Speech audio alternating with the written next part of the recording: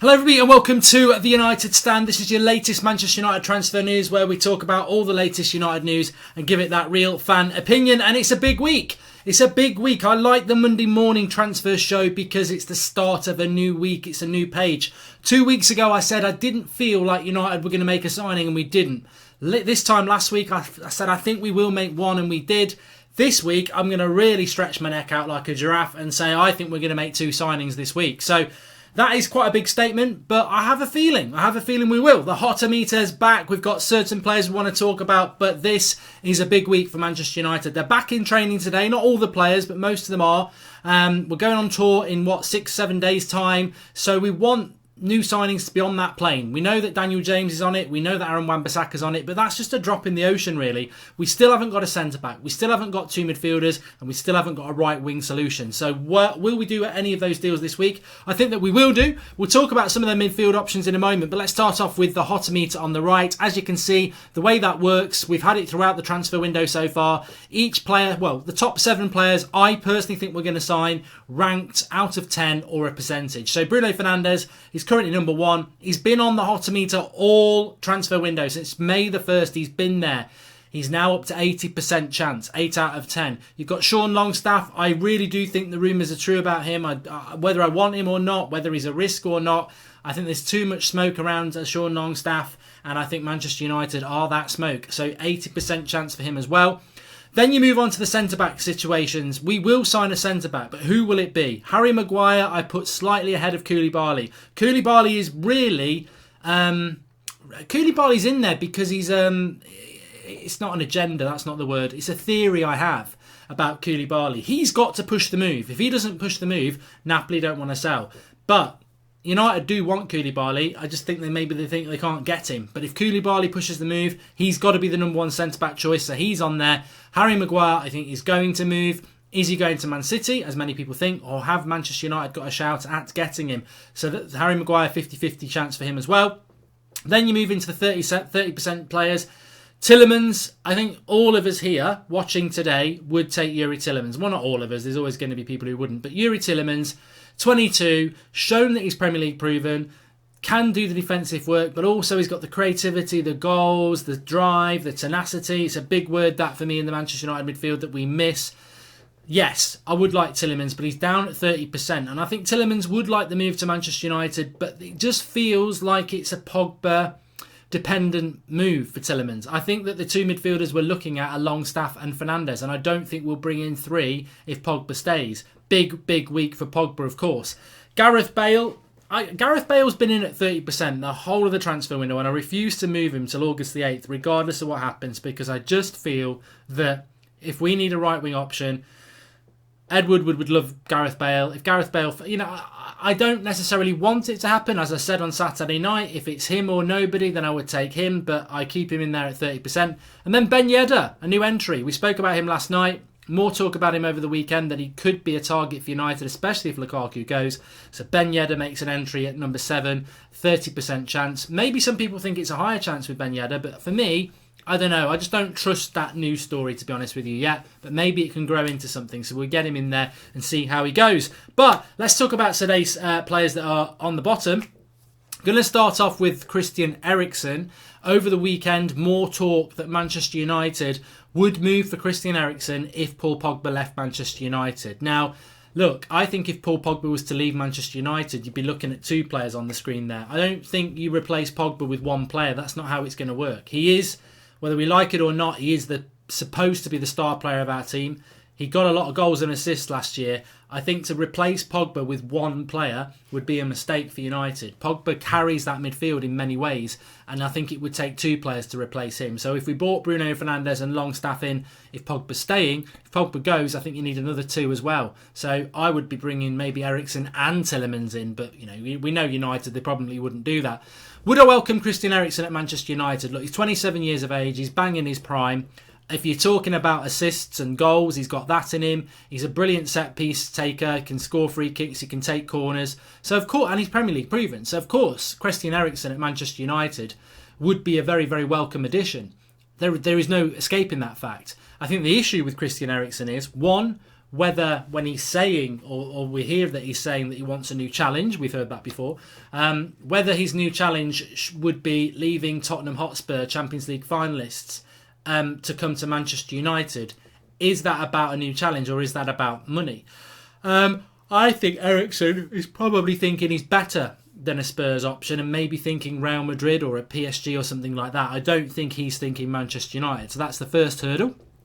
But if he is thinking about Manchester United, great, he's a good player. The second hurdle there, and it's a considerable hurdle, is Spurs dealing with Manchester United. I think over the years, we haven't really dealt with them that much recently. Berbatov, I think, was the last one. Michael Carrick as well comes to mind. But Daniel Levy drives a hard bargain at Spurs, and selling to a Premier League rival is never going to go down well. I've put a fee of 60 million there because I think that's a fair price, because Christian Eriksen's got 1 year left on his contract. However, I think United would get quoted silly money, like 80 million or 90 million, which he's probably worth if he's got 3 or 4 years left on his contract. But a player who's got 1 year left on his contract and is refusing to sign a contract, I think that would, 60 million is the limit for him. Would Spurs do business with Manchester United? I don't think so. Having said that, I think Erickson may well leave Spurs. If you've got a player who won't sign a contract and in January is going to be free to talk to anybody he wants in Europe, and he's only going to be 28 in January, he is a player that in the market, like I say, with 3 years left on his contract, he's probably worth 80 million, isn't he? So Spurs can dig their feet in as much as they like, but if Erickson won't sign a contract, they're going to have to do a deal with somebody. Spurs looking to bring in Lo Celso and Dembele themselves, so they've got their replacements lined up.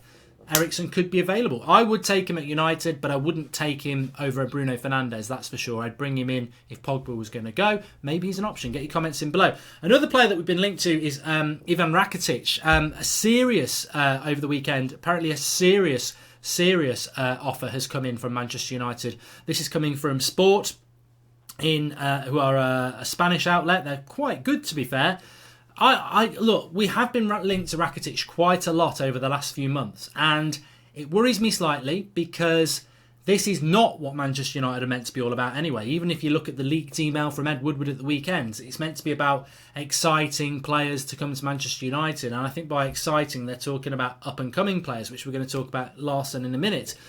So I don't see Rakitic fitting into that when he's 31. Rakitic is a good player, but he doesn't appetise me for Manchester United, I've got to be honest. I think that even if he came in and pulled up trees, he's only going to do it for 1, maybe 2 years, and then he's going to decline rapidly. I don't think we need a 31-year-old midfielder in the Premier League. We did this with Schweinsteiger, and Schweinsteiger did come to United with a good reputation, but couldn't live up to the league. And Rakitic, I fear, would be the same. We got a glimpse of that in the game at Anfield, where he got absolutely dominated by the speed and press of Liverpool. It's not the sort of signing United need to be making. It's a short-term fix. It's a band-aid. It's a plaster on major surgery. It's not going to do the job in the long term. I would rather that we went and got a Longstaff than a Rakitic. So for me, I don't want Rakitic. I don't know what you think, but we have to mention it because it's being mentioned that a serious offer has been made by Manchester United. But whether Rakitic fancies Manchester United himself, if he's got his head screwed on, he'd probably think, wow, Manchester United's a very tough job. Do I want to be going there in that midfield in the Premier League, 31? Oh, 300 grand a week, you said. Sign me up. So we'll see. We'll see what happens with that. The next player I want to talk about is Jacob Bruin Larson. I must admit, I don't know loads about him. I have heard of him, obviously. He's a sort of up-and-coming player, 20 years of age, for Borussia Dortmund. I mean, the one I want is Jadon Sancho. But he's interesting. He's quick, he's skillful, he's 6 foot. United mentioned in relation to him over the weekend what he would bring to Manchester United is difficult. I mean, he is right-footed, but predominantly has played either off the bench for Dortmund or on the left-hand side of their midfield. So again, left-sided, but could play right-sided. He does fit. He does fit with what Manchester United apparently are trying to do, which is up-and-coming players who could become star players of the future. And I think Dortmund are brilliant at this, aren't they? They are absolutely brilliant at acquiring these sort of players. Do I think United are in for him? No. Would I be excited if United were in for him? I think if you can grab a young player from Dortmund like that, they are very, very good, very, very good at developing players. So look, he'd be very, very interesting for United. I've put a price of 40 million there, but I don't really think there's anything in that story, if I'm totally honest with you. But he's certainly an exciting young player, and he's certainly a player that I think Manchester United, it wouldn't surprise me if we went and did that sort of deal, but I don't think we will be. I really don't. So give us your thoughts on him in relation to that. But look, I think with regards to this week for Manchester United, as we were speaking about last night, it's a very, very interesting week ahead. I think the midfield is a priority. I think if you look at Sean Longstaff and Bruno Fernandes, if they were the only midfielders we brought in, are we in a better position than we were last season? Because Herrera and Fellaini left. If you add Longstaff and Bruno Fernandes, are we in a better position? I would say that we are, and I'm going to be positive on that. I think with Bruno Fernandes, if we can get this deal done, he brings so much. He brings a lot of creativity. We didn't have that last season. If you look at the midfield for United last season, we didn't have creativity. It was Paul Pogba, and that was it. Fred didn't deliver. Herrera was not really an attacking player as much as I liked him. McTominay, the same. Matic, no. Pereira, is he good enough? So Bruno Fernandes, if he plays up to even half of his potential, will bring goals, creativity, and set-piece delivery, which is great. So if you had Pogba on the left-hand side of the midfield, Bruno Fernandes on the right-hand side of the midfield, and Matic anchoring the midfield, that is still, I think, a better midfield than last year. You add in Sean Longstaff, unknown quantity. What can he bring? Depth, hopefully well-scouted talent, and I do think he's, I think Bruno Fernandes and Sean Longstaff are an upgrade on Herrera and Fellaini. I do think that because of what they bring. One, the potential to be really good, the young player Longstaff, and Bruno Fernandes just to give us something else from that midfield, because everything's on Pogba. Of course, if Pogba goes, you've got to bring somebody in. And for me, I think the Erickson deal is interesting. I just don't know whether we could do it. Yuri Tillemans would be great as well. What we do know is that Ndombele is going to Spurs. We know that Rabiot's gone to Juventus. So options are thinning out. And that, for me, is why United are probably going to have to try and strike an agreement with Pogba this week to stay for a year. No, don't give him a new contract. I would be appalled. I don't know about you. I would be appalled if United give Pogba a new contract, because he's only here for the money then. He doesn't really want to be here. He wants a new challenge. And if you're just giving him another ridiculous wages to stay, I don't think that's right. I think he should be allowed his move, but give it him in a year and try and get another year out of him here at United whilst we plan for replacing him next year. Because I really do think, we speak about Pogba and he needs better players around him. I do think that if we did add Bruno Fernandes into that midfield with him, a creative player, it would really, really help. Anyway, we will be live today if there's any developments. Of course, we're back again at 8 o'clock tonight. It's the return of the Discord show. So I'll drop the link in the video, an invite to Discord, so you can get yourselves in there ready. Tonight at 8 o'clock, we will be taking your calls. Really looking forward to that. Smash a like on the video, everyone. Subscribe if you are new, and get your comments in below. Do you believe, like me, that we will sign 2 players this week? If so, who? And what do you think about the players that we mentioned on the show? I'll speak to you all soon. Thanks for watching.